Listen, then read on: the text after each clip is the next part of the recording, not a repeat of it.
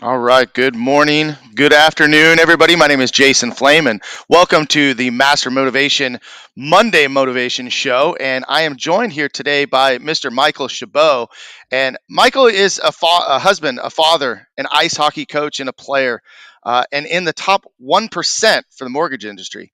He was living what most considered to be the American dream: amazing family, loving wife, great friends, financial success, and healthy. In 2018, triumph turned to tragedy. His 14-year-old daughter, Gabriella, passed away suddenly and tragically. The dream became a nightmare. Suddenly, he didn't care about success or living for that matter. He wanted to give up, turned to the bottle, and had given up hope until a great friend and mentor called him and challenged him to rise up and be the man he was born to be. Listen to how he learned to survive and then thrive again. Michael, I'm super excited to have you on the show today and tell your story.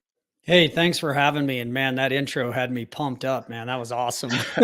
Well, and I got to tell you, reading your bio gave me some goosebumps. Just kind of hearing your story. Pre-interview, we talked about how we came to know each other. I think the first time we met was in a networking group. Christina Hentelef was the leader, I believe, of that group, and kind of met there. And you had some friends that turned you on to our martial arts school, and the three kids came and trained with us at our Simi Valley school. And then we kind of lost touch over the years, but I followed you on social media, and I've watched what has happened, and then I've watched what has happened afterward, and I know that you have done or do a podcast talking about some of this. So let's just kind of dive right in and talk about your experience. Yeah, it's funny because just real quick, when you asked me for my bio, I was like, I don't really care about all that stuff about myself, right? What really is important to me is to share my story about what happened, not for me, but to be an inspiration to others. Because as we've just seen, right, we came out of a 2-year pandemic where everybody suffered, where it was very difficult. And what I hope from my experience and my story is that it shows people that you can have a nuclear bomb dropped on your life. And if you have the resilience, if you have the strength, if you push yourself, and by the way, it's inside of all of us. It is, it's there. Some of us just choose not to go after it. And I just want to show people, I always tell people, I want to be a lighthouse. I want to show others when they're in despair that there's a way out of the darkness. But guess what? The only way out is to go through it. Well, and this is exactly why I wanted to have you on the show and as a guest. Can you tell the viewers, everybody that's watching now or will watch later, um, what had happened? Yeah, sure. And if I get emotional, bear with me. But it was like I said, three great kids, top of my profession, living what most would consider the American dream. And it's funny. I remember this like crazy. We had gone on a ski trip the end of 2017 and came back, and my hockey buddies were all like, "Man, I had the flu. Oh my god, it was so bad." I was like, "Really? We just got back from a ski trip. Like, I didn't even know the flu was going around." And my daughter Gabriella got the flu. And, my wife, being the amazing mom that she always was, took all three kids to our pediatrician and, had them all tested. She came back positive, Tamiflu, all that stuff.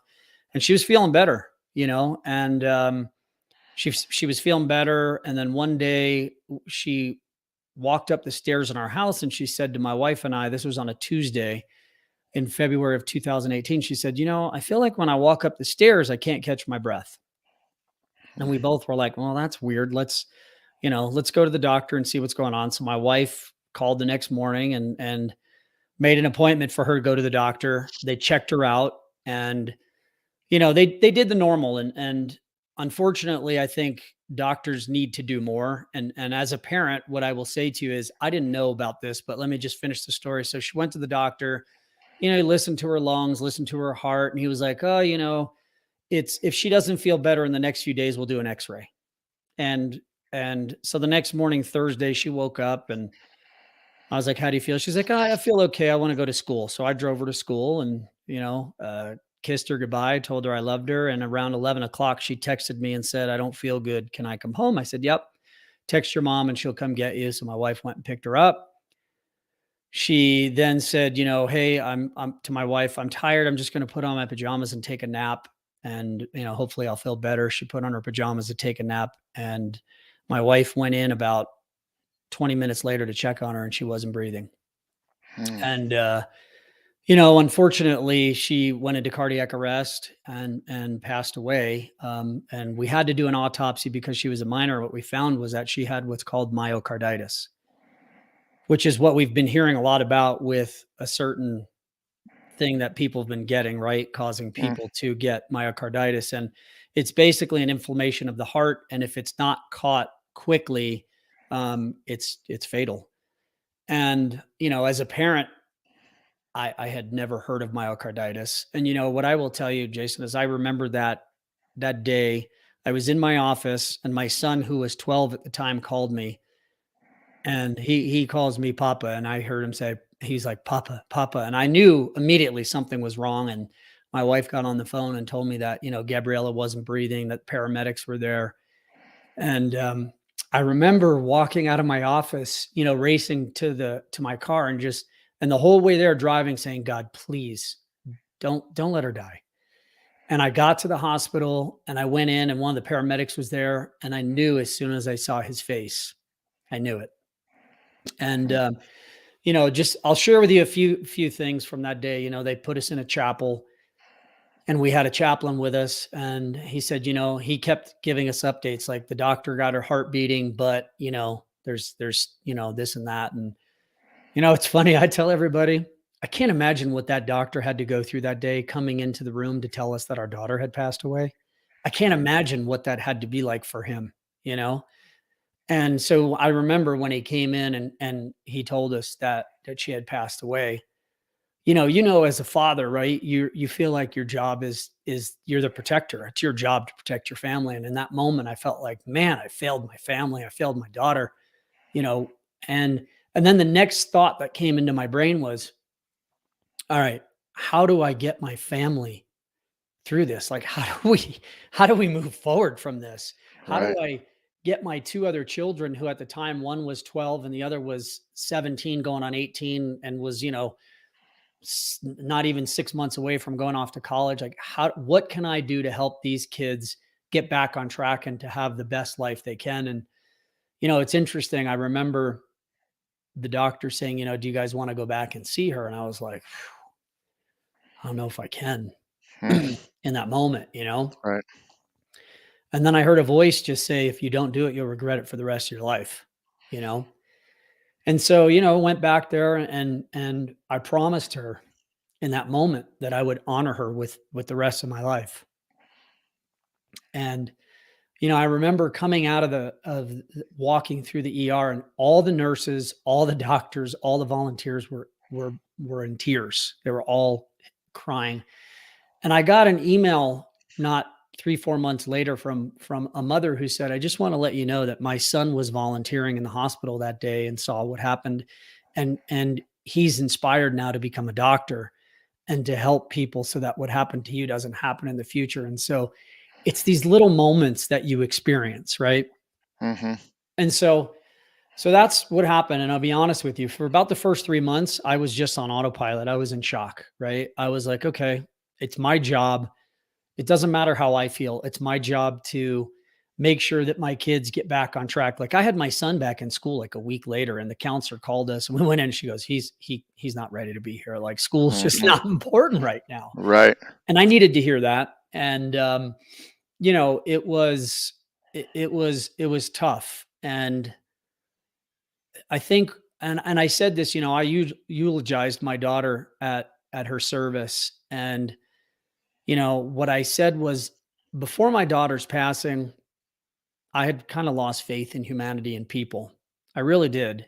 And after she passed away, I saw what human beings can be, right? Who we can be as humans when we stop thinking about ourselves so much. Mm-hmm. I was blown away with, first of all, I mean, her services. It was standing room only at a church, St. Max's, which is in I guess it's like Oak Park or whatever in California. But Mm-hmm. even the pastor there was like, he goes, I got to tell you, I've been here for 15 years. We've never had this many people at a service. And it was amazing to see how many lives that my daughter had touched. But, again, so for a few months, I was on autopilot, right? Just pushing through. And then I hit the wall. Like it hit me, the reality hit me. Yeah, and let's talk about that a little bit because first of all, I can't even. I'm listening to you tell this story, and I've heard you. I've read you talk about it on your social media, and it's just I remember I saw the very first post that went up, and it hit me, and because this was a girl that I had trained. Yeah. She had been in my school. All three of your kids had been in the school, and I had known you guys pretty well, and I was just wow. And I have a daughter who is 20 years old now. They're very Yep. close in age, and I just wonder to myself, what would what would I do? How would I do that? So you kind of went on autopilot because you almost go numb. You don't know how to feel. Is Yeah. that Yeah. and then you hit the wall, and what were you feeling then? What changed? Well, and I would say a couple things, right? So number one, yeah, at first when it happens, like I remember driving home in the car on the way home from the hospital, just thinking to myself, I mean, what the hell happened? And how do I move forward? And how do I guide my family? Like those are all the things. And I just said to myself, well, look, you just have to push through. No matter how hard the pain is, you just got to push for your family. And then once things kind of got settled, and then, look, death is finite, right? And I think I'm a man that was always raised to like be a fixer, fix the problem, figure it out. There's always a way to fix it, right? Right. There's always a solution. What can it Hmm. be? Well, with death, there is no solution. There's nothing to fix. You can't fix it. And, I think the first thing that hit me was it was my fault. Why didn't I do more? Why didn't I realize, what was going on? And it's funny because my own personal physician, like the whole medical community knew what happened in our area where we lived. And, Hmm. my own personal physician reached out to me and she's like, look, I can only imagine what you're feeling. And she goes, I want to tell you, I'm a doctor. And if it were my kid, I would have said, oh, you have the flu, suck it up. Right.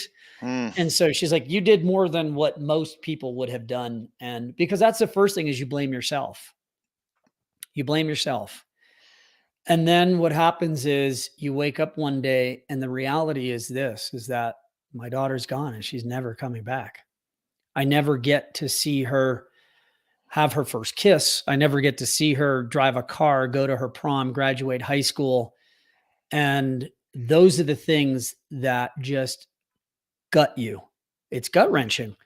And so then I went through a period of just despair, crying. There'd be nights like I'll tell you, I did a podcast called How Hockey Saved My Life.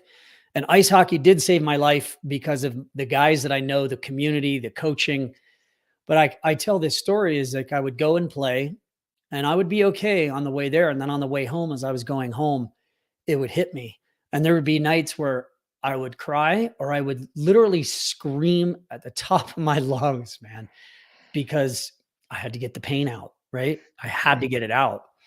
And but I'm also dad and I'm husband and I wanted to be strong for my family. And then, of course, I turned to the bottle and I was drinking a lot. And then one day I woke up, I go, well, that's just stupid. There's that doesn't do anything. That's just making things worse, right? And um it was so I'm a very spiritual man. I have a very strong relationship with God. I did previously, but I will tell you that when my daughter died, that I was very angry with God. And I will tell you that I doubted my faith. I doubted God's existence. I went through all of that. And I had moments, excuse me, where the universe showed me that God is real and God exists. And moments that I've talked about on my show and it just drew me closer to God. I was like, okay, I did the wrong thing. This is not the time to pull away. This is the time to lean into your faith and Hmm. to live a more righteous life. And everything changed for me though, honestly, is one of my coaches. So I believe very strongly in having a business coach and a mentor. And one of my previous coaches would just check in with me. And one day he reached out to me and he's like, "How you doing?" And he's like, "I can't imagine. I have 3 kids. I can't imagine." And we just talked and he goes, "Look, man, I know who you are as a man and this is not you." And he said to me, he's like, "Look, you have a choice. You could lay down and die and the world will give you a pass. Like if you want to give up, I respect that, dude, because I can't imagine what it's like to lose a child." He said, "But I know who you are as a man and that's not you. And you need to rise up." And, I was like, I wanted to tell him to go F himself, right? I was like, dude, you don't know. Right. Like losing a child is like having a nuclear bomb dropped on your life. That's the best way I can explain it. And so he's like, "Well, look," he goes, "what I think you should do is just hire me right now, just put your what's up to the table and hire me right now." And I was like, "Let me think about it." And he's like, "I'll give you to the end of the day." And I thought about it and I said, "Okay, well, number one, I'm not living up to my promise to my daughter. I'm not honoring her. I'm giving up. I'm quitting." And I go back to God. I had a moment where I was like, "You're a selfish son of a bitch, Michael. God had one son that he gave up for us. You have 2 other children. It's your job to be a man, be a father for those kids and show them the way out of this." And so I called him. I said, "All right, let's do it." And I was scared shitless, pardon my language. I was. And it's funny. I tell everybody the story. I was coaching a hockey team, and we were in Provo, Utah, at a tournament. And I'll never forget this moment because I was preaching all these things to these kids, like how to be great and how to be successful in life, Hmm. but I wasn't doing it in my own life. And so I was like, before one of our games, I was like, "All right, this ends now." And I walked into the room and I said to the kids, "Look, I want to apologize to you because I'm a hypocrite." And, they probably half of them probably didn't understand what that word meant, but I was like, "I'm a hypocrite because I'm not living up to it, but I'm telling you right now that stops now, and I'm going to live up to it." And this guy who coached me, it was funny because we talked about things. He's like, "Are you working out?" I go, "Yeah, not as much as I used to, but I am." "What are you doing in the gym?" Hmm. and And I said, "Well, I probably, I watch Netflix or this." And he goes, "Yeah, no, that stops now. When you're in the gym, you're listening to a book that's motivational, a business book, something motivational. You're listening to a podcast. Like that's part of we're going to build your mind and your body. And you got to do this and you got to do that. And by the way, you have to start every day with a cold shower." And I was like, "You're out of your mind." And he's like, "No, do you know why?" And I was like, "No." He goes, "Because that's going to be the hardest thing you face every day." And I was like, "Okay." And he's like, "But look, here's what you do. You start with a hot shower and you're going to go the last 15 or 20 seconds cold until you work your way up to every day. Just you get in and you take a 5-minute ice cold shower." And I thought he was insane. And that changed my entire direction, changed my life. And if I'm sure you've taken cold showers, that first of all, it's invigorating as hell. And Hmm. like I do this breathing technique before I get in and I say these things before I get in and then I get in and I go through it and then I get out and I feel like, like you could climb Mount Everest. Well, there's probably a few people that are watching that have done 75 hard. I'm actually currently doing 75 hard phase two, and but cold showers is part of that process. But there's so much more to that cold shower, the discipline that it takes to do it, and a lot of things you're saying too as a coach.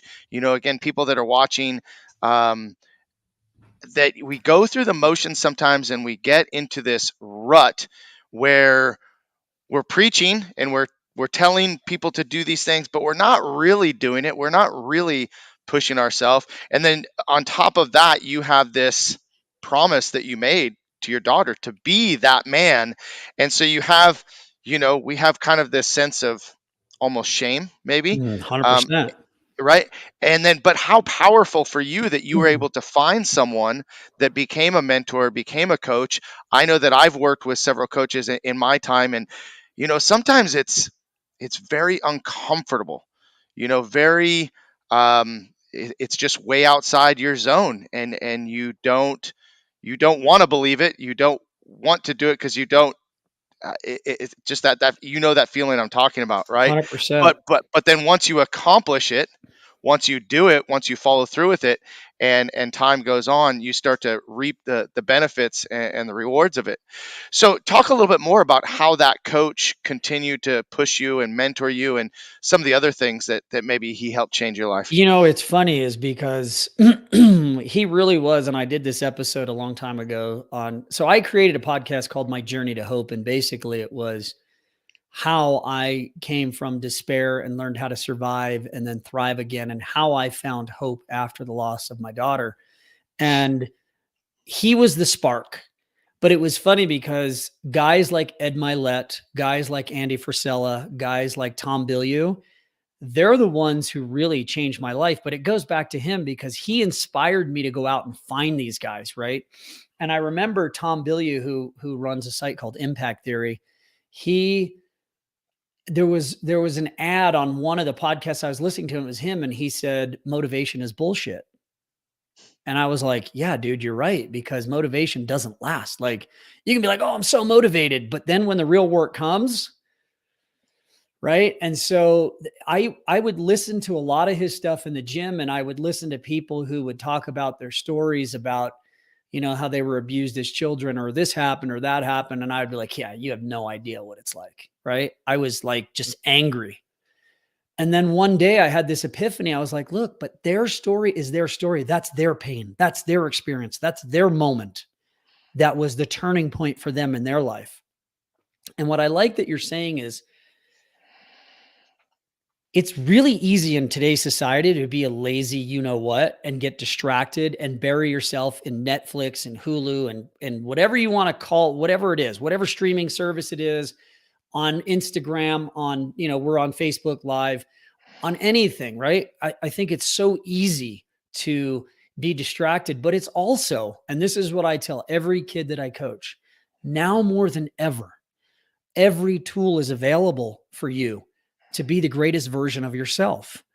And I preach this to everyone, and I have this conversation with myself daily. Every human being on this planet is born with greatness inside them, but it's not guaranteed that you're going to be great. You have to go and find it and do the work. 75 hard, right? That's something that forces you to face the man or woman in the mirror and really decide how great you want to be, right? That's right. Absolutely. 100%. And I tell everybody that my daughter gave me the greatest gift ever, which was, I found, I had all this financial success and all these things, but I was miserable. I did not like the man that I saw in the mirror. I felt like a fraud. They talk about imposter syndrome, and that's what I felt like. And my daughter gave me that gift through her death, which was to reach inside and figure out who I was as a man, right? And be a better father, be a better husband, and help my family out of, the worst thing that you could possibly think. And, it's funny. One of my buddies said to me once on a phone call, he's like, well, you didn't really have a choice. And I was like, oh, no, sir. Yes, I did. I absolutely had a choice. I could have quit. I could have become an alcoholic, a drug addict. And you know what my friends would have said? It's terrible, but I understand. Like, they would have given me a pass. They would have. And I don't know, man. I just chose, you know what? I just chose not to quit because I'm not a quitter. And I chose to use my daughter's death as a moment in time to say, look, I live my life for her and for others. And, I feel like my calling in life now is to help other parents who go through this journey, because it is one of deep despair. And the greatest lesson I learned, I said it earlier on this call, is to get to the light, you have to go through the darkness. Hmm. So the thing that I was trying to do when it first happened is I was trying to avoid the pain. I was doing my best to avoid the pain, not feel it, right? And then what I realized was, no, you've got to live with the pain. You've got to soak in it. You've got to almost drown in it to get out of it, if that makes sense, right? Hmm. Because it was like quicksand. And the harder you fight, the more you sink, until you just kind of like settle in and go, all right, let's just be in this pain. And look, I mean, it's this February was 4 years. And what I didn't tell everybody here is my daughter passed away 1 week before her 15th birthday. So my family has a really hard time. We have the February 8th is the day she passed away, and then a week later is her birthday. That day for me is harder than the anniversary of her passing. That day is just a day now to me. Like, yeah, okay, I remember it, but it's the birthday that's the hardest because like this year she would have been 19. And Hmm. so I wonder, who would she be? What would she look like? Where would she be at college? What would she be doing? Those are the things for any parent who goes through loss is those moments you never get to experience, Right. you know? Right. And go ahead. I'll let you Well, no, talk. I was just going to say, I'm soaking all this in, and you probably noticed I was writing notes. I mean, two Yeah. powerful statements that you said that I just it hit me hard. You said that your daughter gave you the greatest gift through her death in finding your greatness. I mean, that's, Mhm. man, that's pretty deep. Like that, I could feel goosebumps as I say that. And then your comment about you have to go through the darkness to get to the light. Um, You just have powerful to. statements, and so you're looking at life, and you're wondering about the what ifs, and like you said, death is finite. She's not coming back. You aren't No. going to get those face those things, but you do have two children that you are still living through, and you still experience those things. How are those guys doing? They're doing really well. My oldest daughter is getting ready to graduate college and she's thriving. And my son, which I can't believe he's almost 17. He's playing high school hockey for, like the top program here in the state. Their team is headed off to nationals and he's thriving. I mean, it's they're both I look at them and say, from what we've been through, I'm really proud of where they are. And I mean, my wife and I will tell you that losing a child is very difficult on a marriage. It's very difficult on a marriage, because first of all, you grieve differently. And Right. I think that you have to let your spouse or your significant other grieve the way that they want to grieve. And you can't expect them to move through grief the same way that you do. Hmm. And, I tell everybody this story. When I told my wife that I was doing a podcast called My Journey to Hope, she was like, Hope? There is no hope after the loss of a child. In that moment, that's where she was. Hmm. And, as well, I mean, I always tell everybody I'm extremely proud of where she is. I mean, look, that woman went through hell. She had to do CPR and chest compressions on my daughter and was in the room when all of this happened. Like I was at work. I Hmm. didn't go through that, and she's I'm not gonna say the bravest, but she is a damn brave woman and a strong human being. And you know, we al- we have moments of tears all the time, right? All the time. Christmas, birthdays. I tell my kids, I say, look, you guys have to understand that at moments in your life when there's celebrations, there are also going to be moments of sadness for your mother and I. Hmm. When my daughter graduates college coming up in the next few months, it's going to be an amazing day, but it's also going to be sad because we know we don't get to experience it with Gabriella. Right. When our two children get married, when they have their own children, all those moments are going to be positives and negatives. Hmm. And I'm okay with that. I'm okay with that. It's part of the process. Of course, we will grieve for our daughter. As anybody knows that has children, the moment you have a child, your heart lives outside your body, right? You love those little creatures more than anything that you could ever love in the world. And it's, it's out of the normal evolution, I guess. I don't know what the word is, but to have a child pass before a parent. It's out of order, and Right. it's difficult for your brain to process. And it's I just look at it like this. I've accepted the fact that there's going to be days when I don't honor Gabriella, where I struggle and it's a hard day. And I allow myself to do that. But then I know the next day it's time to get up and fight. It's time to Mm. get back on the mat. It's time to punch, right? Like, Yep. I'm not as badass as you are, but I used to box and kickbox and martial arts. So like I use those analogies a lot. And it's like, okay, look, you're going to get knocked down. Sometimes if you get knocked out, but you get up and you fight another day. And that's what life is about. It's not a sprint, it's a marathon. There's going to be moments in your life that are hard, that knock you on your ass. And you have to go, okay, what happened? And how do I get better from this? Yeah.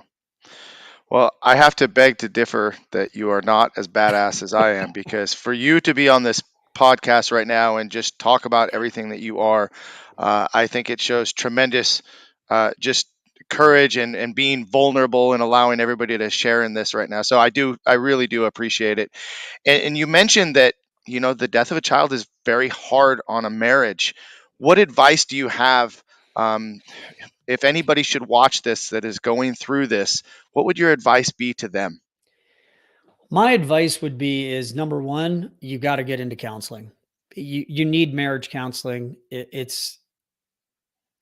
is beyond important because there's whether you want to or not, you feel resentment towards your partner because you blame them and they blame you. You go through that. You've got, like I said, you grieve differently. Um, and it's hard because you want to talk to your spouse about it. And especially as a man, right?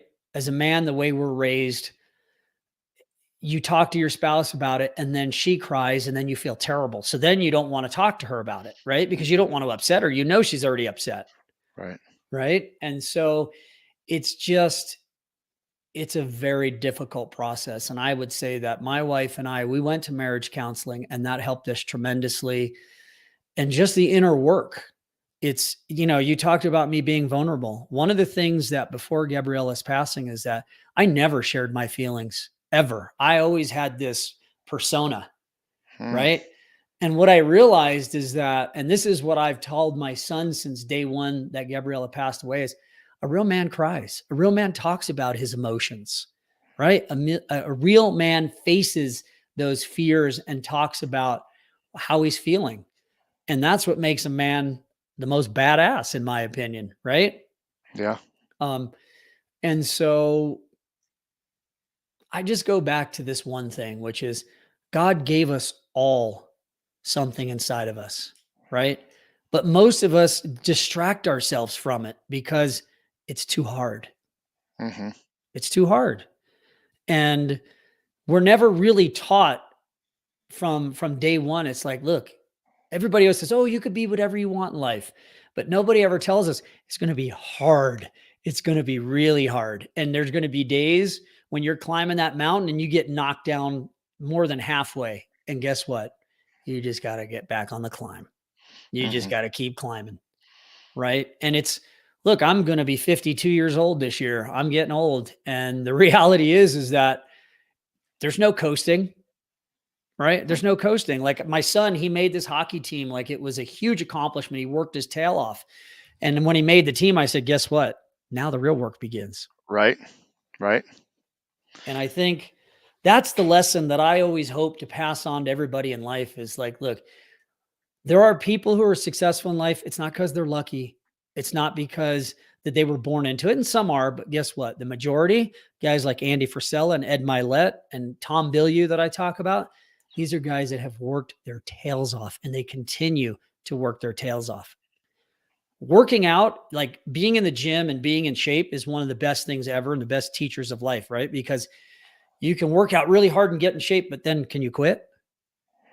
No. No, because if you do, what happens? You go backwards. You start to put weight on, you start to lose muscle mass, you start to get out of shape. And the reality is that it's a lifestyle. That's right. It has to become who you are. And so I tried to find the blessing in all of this and I attribute it to one person and that's God. God gave me the foresight to just push through and again, I don't ever this is what I tell everybody. I don't ever want anybody to feel sorry for me. Don't feel sorry for me. You can be concerned and you can, reach out to me and say, "Hey man, I was thinking about you," but don't feel sorry for me. Don't have pity on me because I'm not the first and I'm not the last, unfortunately. And I just chose to fight. I just chose to fight, Yeah. you know?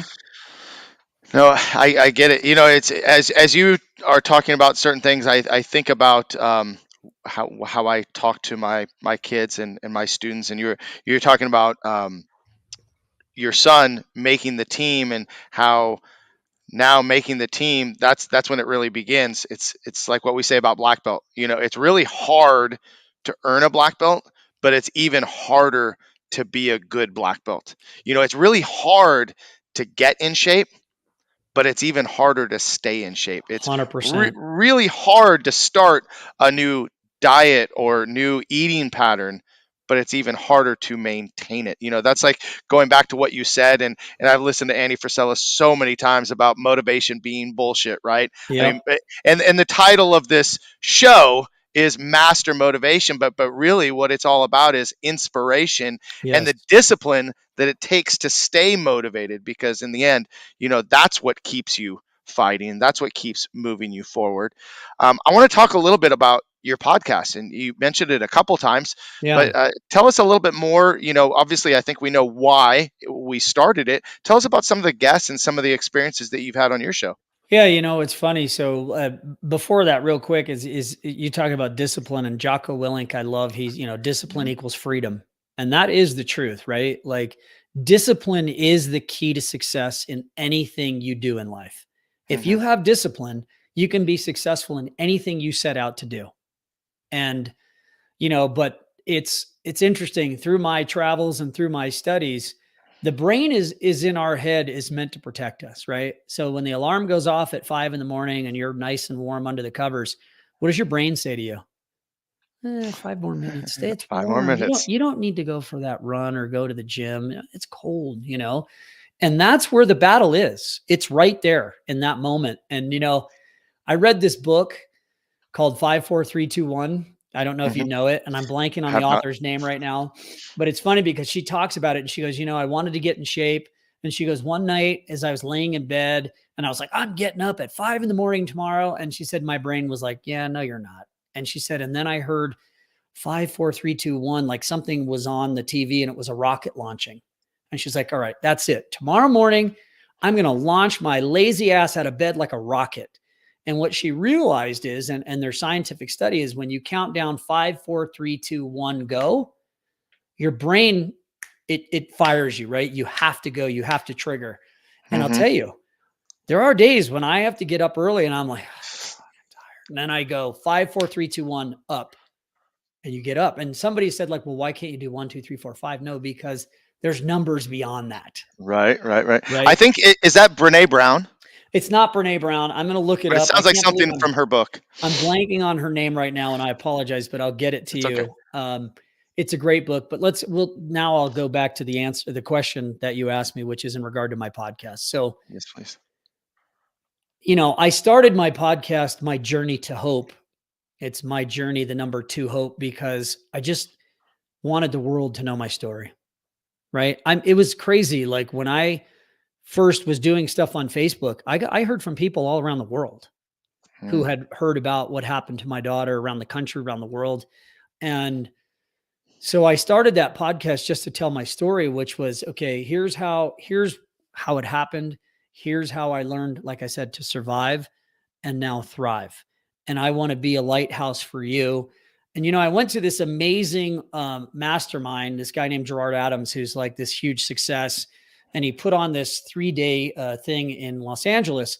And I met some of the youngest, brightest, people in social media and in motivational stuff. There's that word again, right? But I met all these people, and everybody said the same thing, because they're like, how did you do it?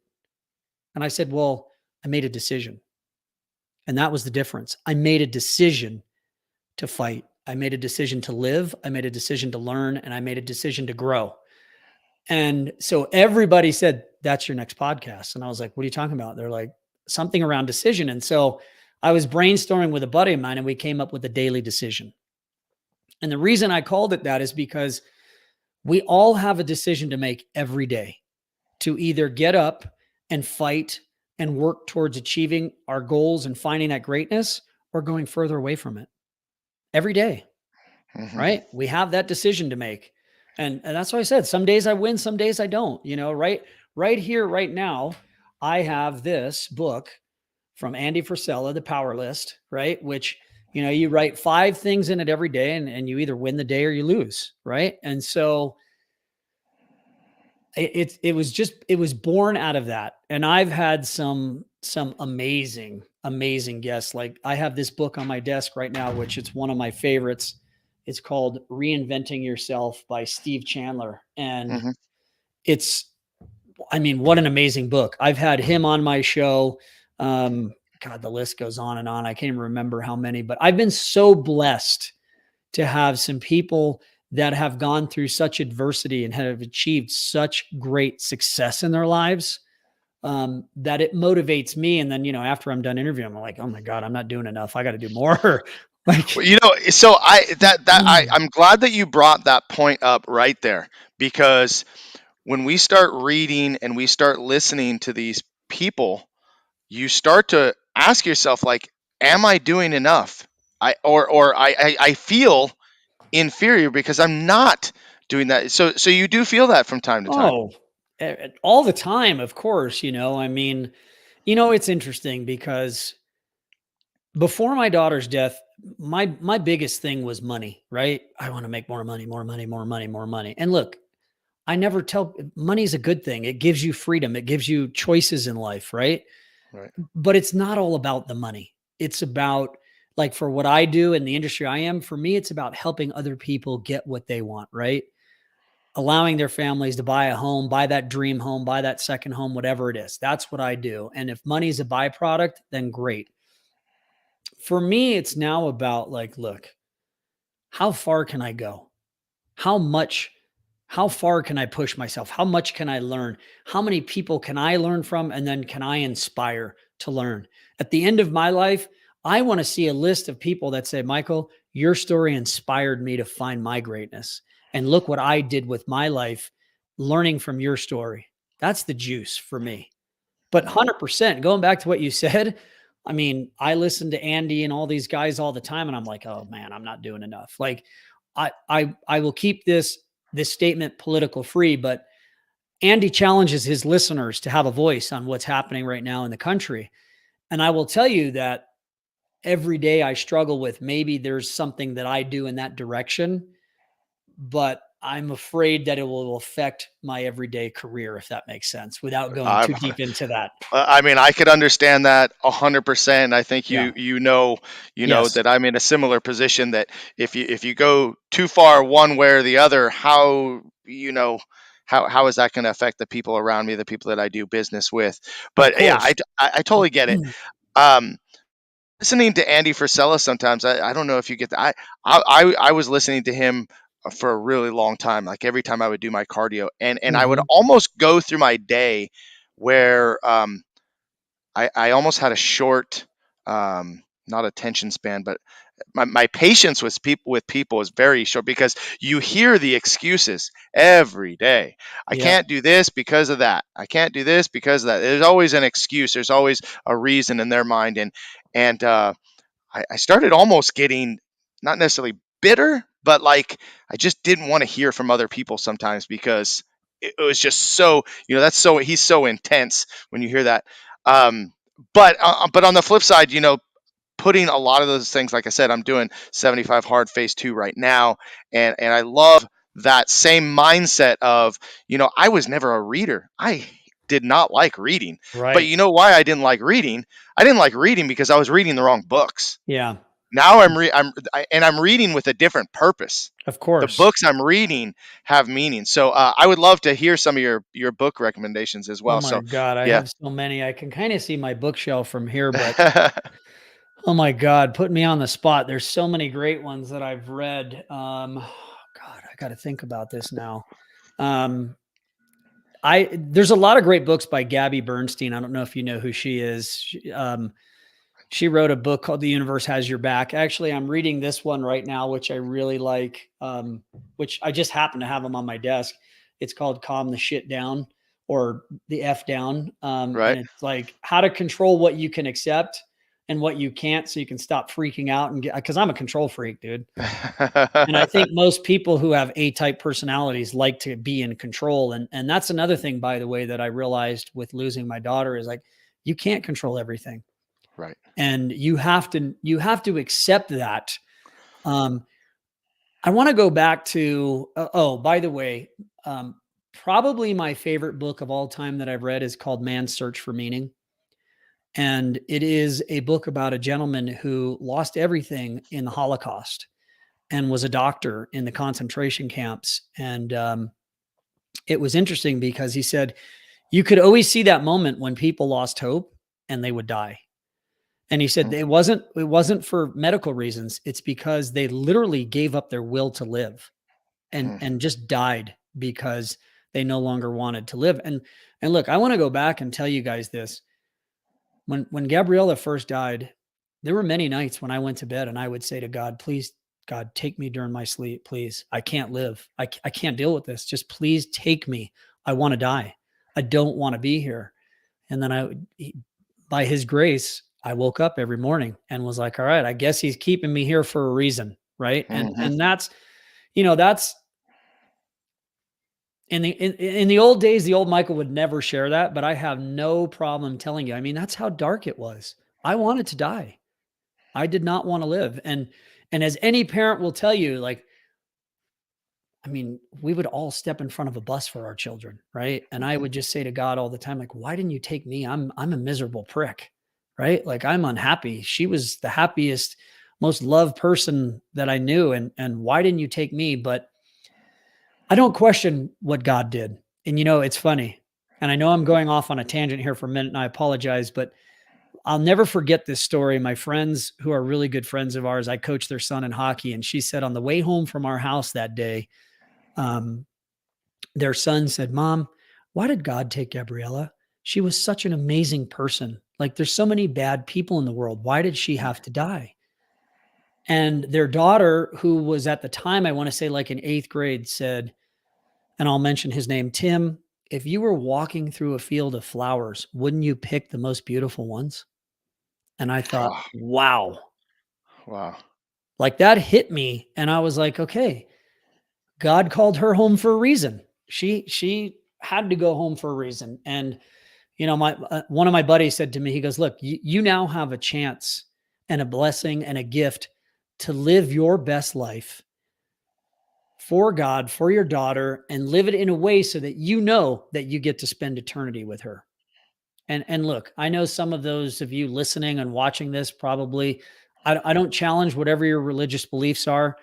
I would just say that I've seen proof. I have seen things in my life where I've asked for signs, and I've things, I mean, crazy things. Um, anyway, get me back on track. Sorry, because I went off on a No, tangent there. no, it's okay.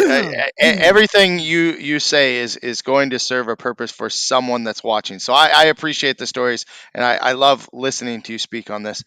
Well, we were talking about books, is what we were talking about. Thank Um, you. so we can get back to books, but I also want to finish in the next couple of minutes with talking about your hockey experience. So let's talk about the books a couple of minutes more, and then we can finish with that. Yeah, so Man's Search for Meaning is an amazing book about a man's journey through the Holocaust. He was at every concentration camp, including Auschwitz. He survived it. He lost his wife and his children.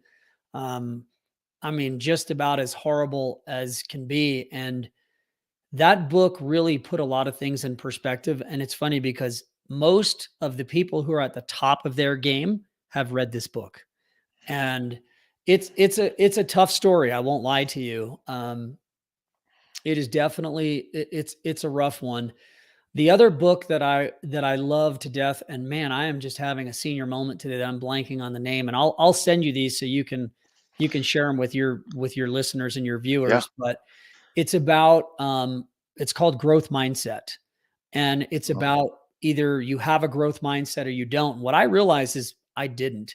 But I'll tell you one of the greatest things that was an epiphany for me, because I thought, wow, I'm stuck in this brain and this mindset for the rest of my life. And what I found in reading this book is that your brain is reprogrammable at any place you are in your life, which means if you don't like where you are, you can reprogram your brain or retrain your brain to think Hmm. differently. and to look at the world differently and learn and form new habits and views. And thank God for that, right? Because if we were the same person at 20 years old that we are at 40 or 50 years old, there's probably a big problem, right? Because I'm sure that you thought very differently in your 20s. Your goals and your mindset then very very different. All withholding the experience with your daughter, even, So yeah, Yeah. and talking about reading a very dark book, I'm thinking about what I'm reading right now. I'm reading Be Our Guest. It's about the Disney training and how Mm, the experience of Disney, something that I like to see in our school.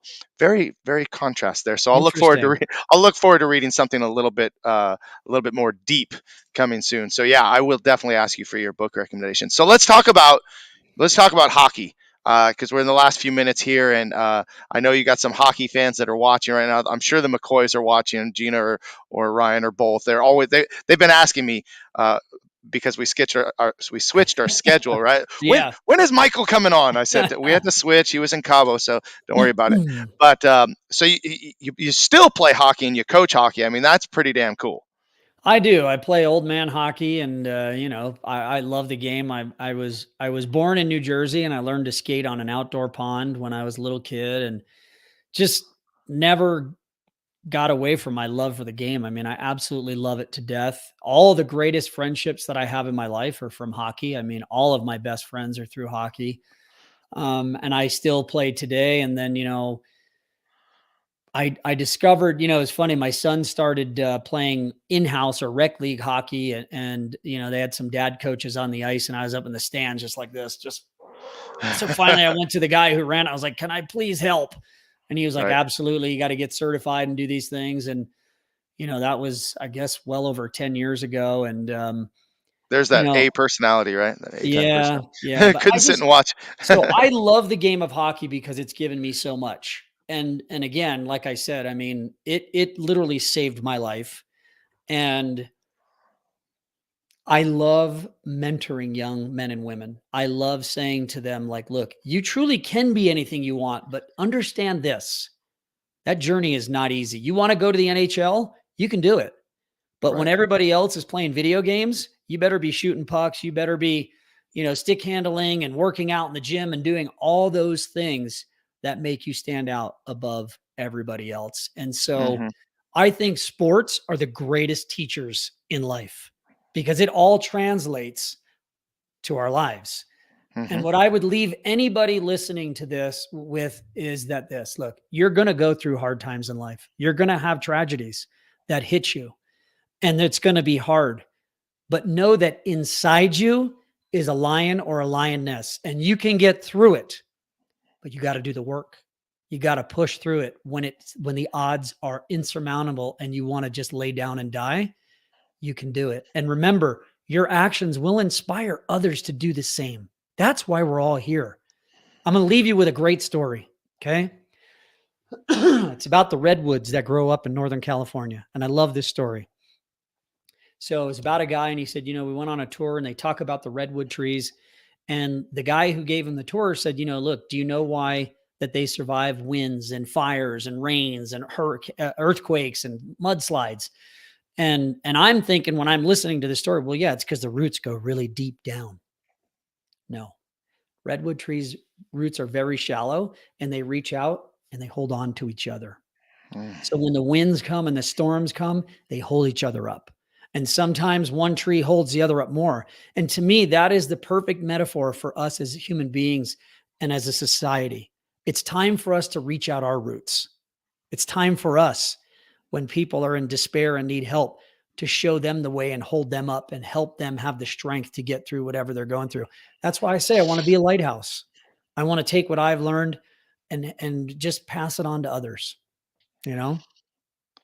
Michael, this has probably been the most inspiring interview that I've given in the last year and almost a half.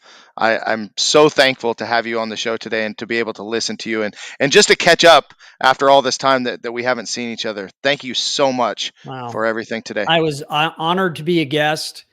And what I'll leave you with this 20-second quote, which is this: just know that you may see a man here that you think, wow, he's made such a transformation. But I have moments and days where I still suffer, right? But you get to a point where you allow yourself to have those moments. So anybody listening, going through hard times, allow yourself to have those moments and then get up the next day and get back at it. Love it. That's it, man. Thank you, Michael. Thank you so much. Can you hang out just for a second as I wrap up here? I'm going to play our outro video, but just want to remind everybody to check in each and every Monday at noon. We got some great guests coming up. We got Mr. Wes Madison up next week, a good friend of mine that I coached with and was a coach to my son. So I'm looking forward to having him on here and so many more guests that I'll be posting each week. So check in next Monday, 12 o'clock Pacific Standard Time. And once again, thank you, Mr. Michael Chabot. I'll be right back.